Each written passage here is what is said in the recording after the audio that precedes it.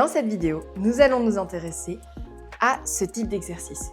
C'est-à-dire, lorsque l'on vous donne, dans chaque cas, des figures qui sont semblables et lorsque une des mesures est inconnue. En effet, première étape. Pour ce type d'exercice, on doit se poser la question, étant donné que ce sont des figures semblables, quel est le rapport de similitude?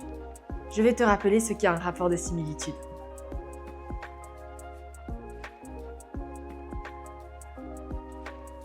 Dans le premier cas, nous allons donc repérer deux côtés homologues dont nous connaissons les mesures, afin de pouvoir déterminer ce rapport de similitude. Attention, tu dois bien faire attention à quelle est la figure initiale et quelle est la figure qui est son image. Nous avons bien F, la figure initiale, et F', son image. Maintenant, repère deux côtés homologues. Je vais t'afficher en plus grand cette figure.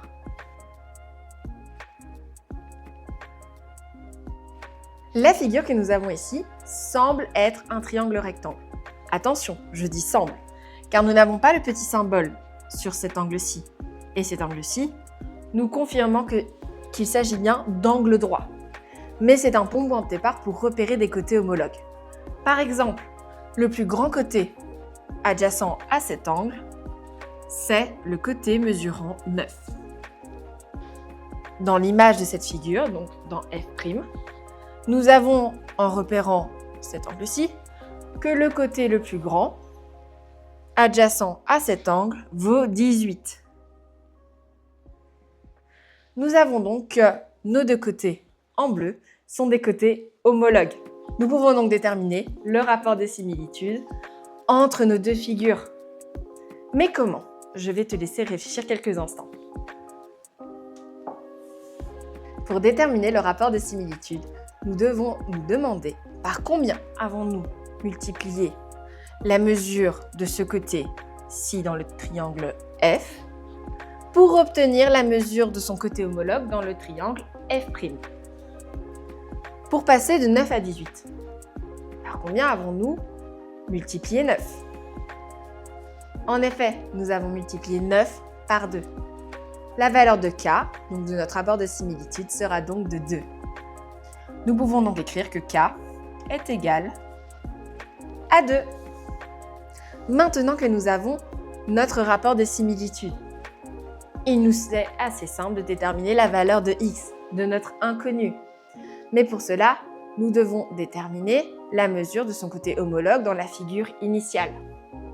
En effet, X est le côté adjacent à l'angle qui nous semble être un angle droit. Donc encore une fois, ce n'est pas confirmé car nous n'avons pas le petit symbole, comme ceci, qui nous montrerait que c'est un angle droit. Donc, nous avons le côté X ici. Son côté homologue dans la figure initiale sera donc ce côté-ci mesurant 4. À ton avis, je vais te laisser quelques instants. Comment pourrions-nous obtenir X?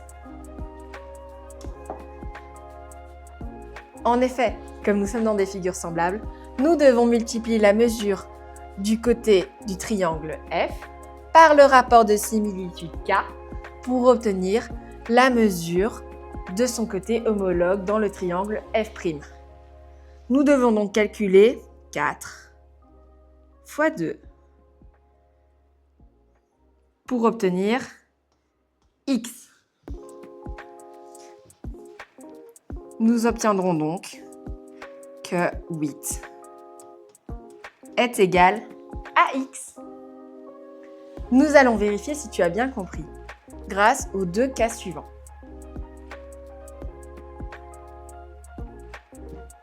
Maintenant que tu as pu observer en plus grand les figures semblables suivantes, nous allons repérer les informations nécessaires, donc les côtés homologues dont nous connaissons les mesures, pour déterminer le rapport de similitude.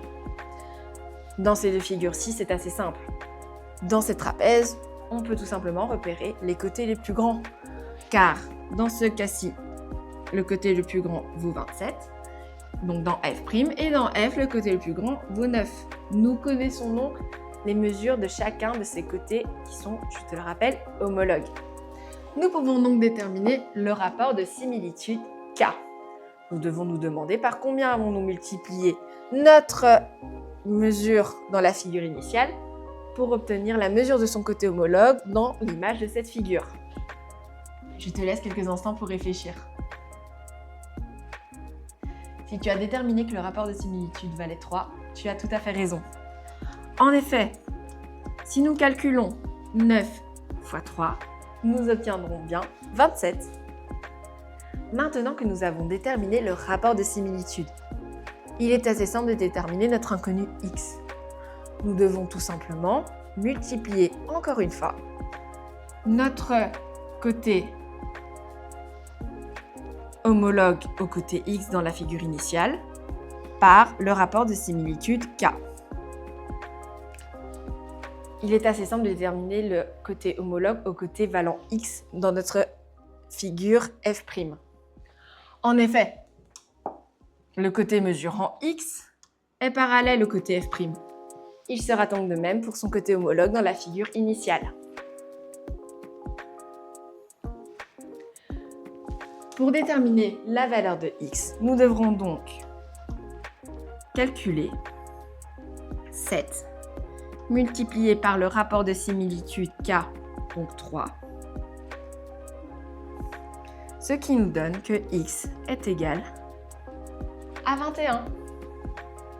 Tu peux essayer de réaliser le suivant en mettant pause et ensuite vérifier avec la correction.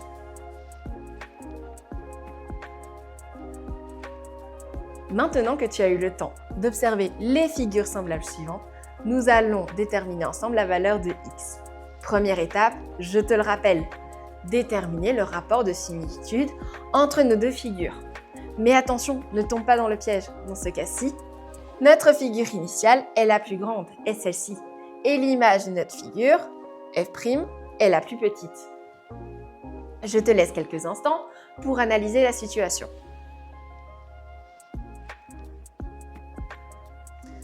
Repérons le côté homologue au côté dont nous connaissons la mesure dans l'image de notre figure, donc dans f'. Donc le côté homologue au côté mesurant 6. Dans ce cas-ci, nous travaillons dans des rectangles. Donc, ici c'est une longueur. Son côté homologue sera donc également une longueur dans f, donc le côté mesurant 12. Pour déterminer le rapport de similitude K. Je te le rappelle encore une fois, nous devons nous demander par combien avons-nous multiplié 12 pour obtenir 6. Je te laisse réfléchir quelques instants. Si tu as pensé qu'il fallait tout simplement diviser 12 par 2 pour obtenir 6, tu as raison. Mais je te rappelle que diviser par 2, cela revient à multiplier par 1/2. Nous dirons donc que notre rapport de similitude K est égal à 1/2. Maintenant que nous avons déterminé le rapport de similitude, il est assez simple de déterminer la valeur de x. Donc, je te le rappelle encore une fois, nous devons repérer le côté homologue au côté x se trouvant dans la figure initiale f. Dans ce cas-ci, c'est la largeur du rectangle. Nous avons bien la mesure de la largeur du rectangle dans la figure initiale et celle-ci vaut 8. Donc, pour déterminer la valeur de x, nous devons. Donc, pour déterminer la valeur de x, nous devons multiplier par le rapport de similitude k qui vaut 1/2, la valeur de 8.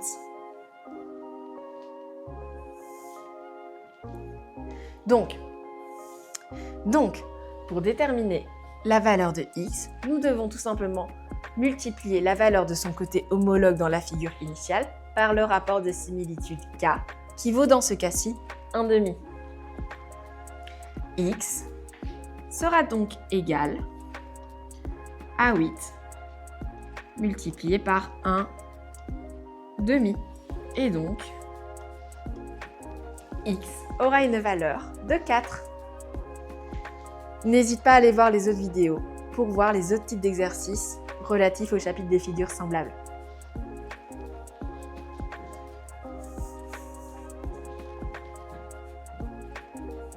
Maintenant, tu sais comment procédé pour ce type d'exercice.